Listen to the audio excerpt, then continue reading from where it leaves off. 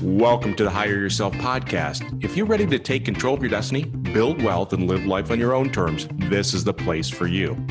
Each week, Nat and I will talk about business, franchising, and personal growth to help make you more successful. Good morning, Nat. Hey, Pete. How are you doing? I'm pumped up. What are we going to talk about today? Oh man, I got interesting story. So I don't know if you can kind of follow the news, but there is a guy that basically figured out how to beat roulette. Goes around the world and just nails casinos, right? I have not heard about that. Yeah, right. And that's pretty cool. And I think with AI, we're going to see more of that kind of stuff. People are just going to figure out how to win that stuff. And I'm a terrible gambler, so it's not going to be me. But Right. I was thinking a little bit about the roulette, because I had a friend that actually invited me to his retirement party this weekend, and that it's going to be so much fun. But he is 56 years old, corporate executive. And he's had a great career, and he's basically now going to retire at 56. And that's crazy to me, because there's no way I could retire at the age of 56. I'd drive my wife crazy, but he's going to retire. And so I was talking to him about it when he told me, and he goes, Pete, I'm ready for this. And I said, are you sure? Because if you live another 30 years, you got to have a lot of money saved up. And he goes, Pete, I met with my financial planner, and I'm good to go. And I said, well, but you got unexpected things that are going to come up. You've got inflation. We got a lot of stuff that's going to happen here over the next 30 years. Are you sure you got enough? Or are you simply playing retirement roulette? So let's talk a little bit about this, because I think as many Americans are, do you know what the average age is now for retirement? I don't know, maybe 67? Yeah, no, it's a range, because there's different sources, but anywhere from 62 to 65 is kind of the average age of retirement. And, it varies by sex and race and geographic and all that kind of stuff, right? Savings levels. But generally speaking, people are looking to retire anywhere from 62 to 65. All right, so that's kind of the backdrop. Now, the deal is that if we take a look, what if you lived 30 years? That's a long time. But let's just look at the average life expectancy. Do you know how long the average American lives?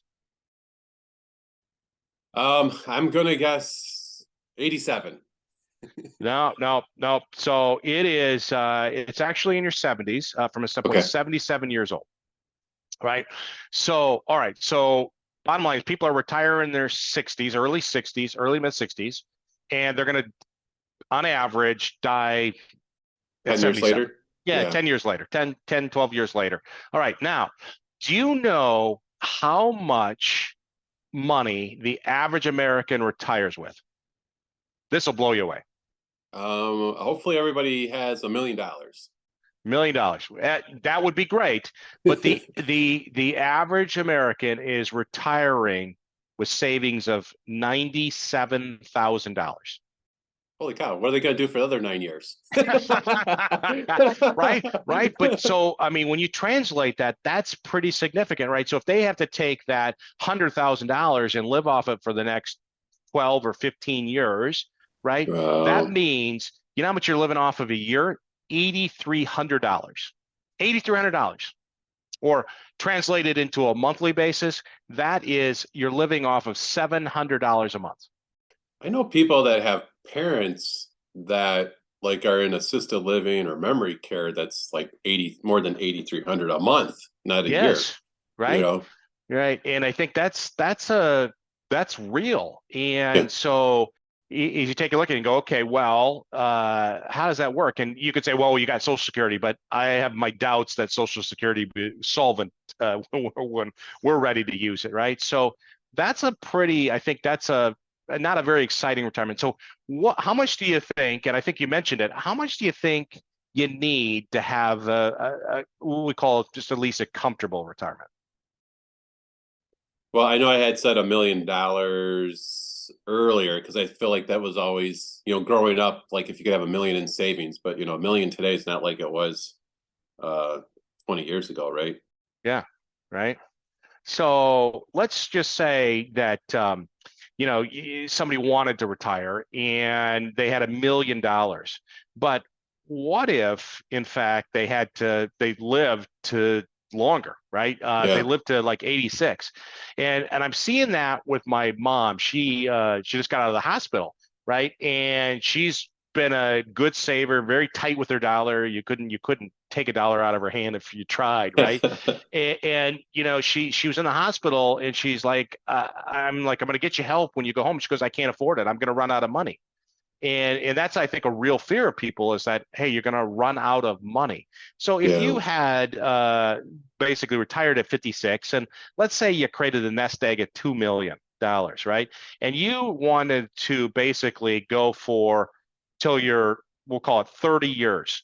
So if you retired with $2 million, do you know how much that would give you each year in terms of I money? don't know, maybe like 50 or 60,000 per year. Yeah, it's a little under $70,000. It still doesn't sound like much fun, right? No, That's not, five yeah. grand a month. I mean, Pay your and with property the, taxes. yeah, property taxes, or I know I want to travel.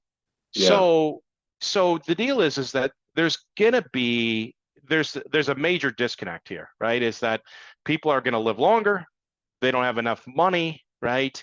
And my guess is that in most cases we can't save enough money for retirement, the way in which things are going up. So how do you beat the game of retirement roulette? Guessing it has to do with franchising.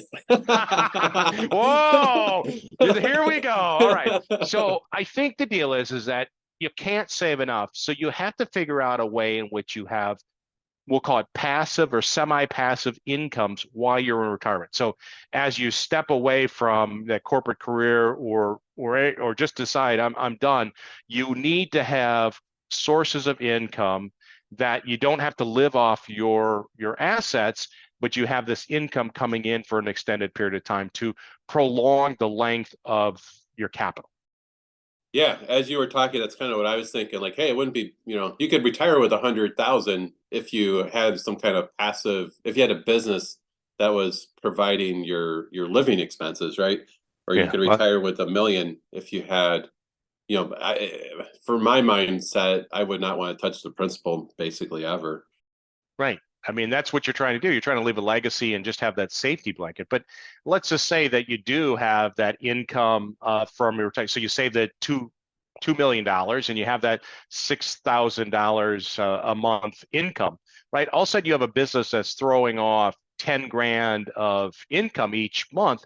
That's substantial. That's a different lifestyle, living off of $16,000 a month versus 10, Well, or and excuse me, even, six. yeah, and also even the tax advantages of having your own business too, right? Yeah, yeah, You could do some absolutely. travel, maybe visit, you know, the corporate headquarters, and that might be a business expense. Yeah, yeah, absolutely. And whatever works for you. We're not giving tax advice, by the Exactly. way. No tax advice. No tax advice.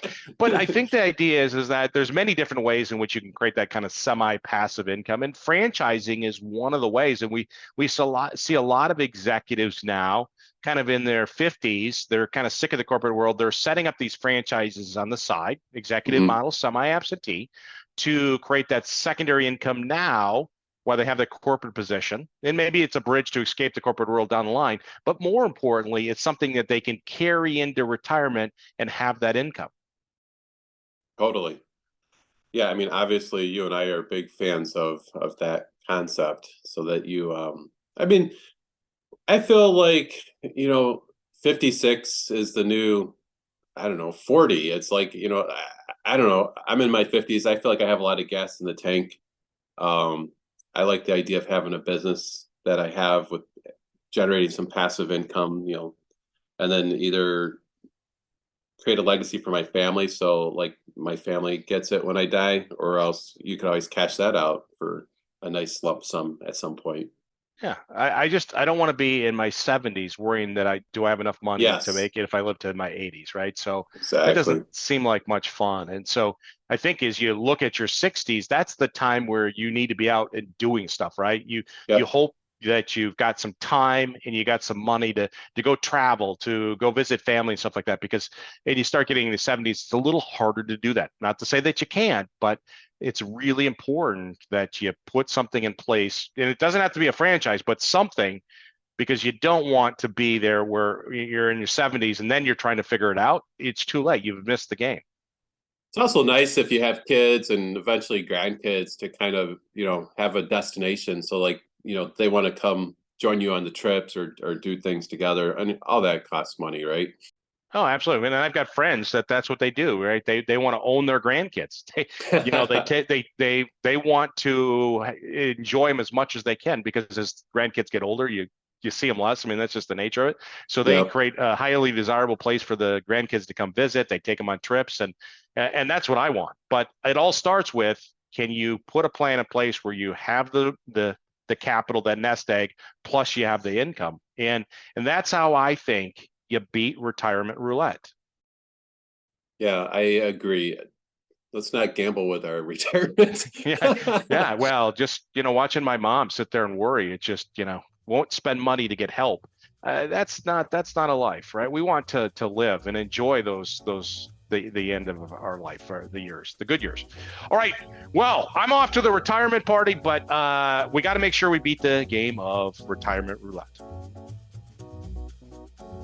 Thanks for listening to the Hire Yourself podcast. For more resources, check out our website at hireyourself.com. And remember to subscribe to this podcast to receive each episode. Please leave us a rating, and we'd love to hear your feedback or suggestions for topics.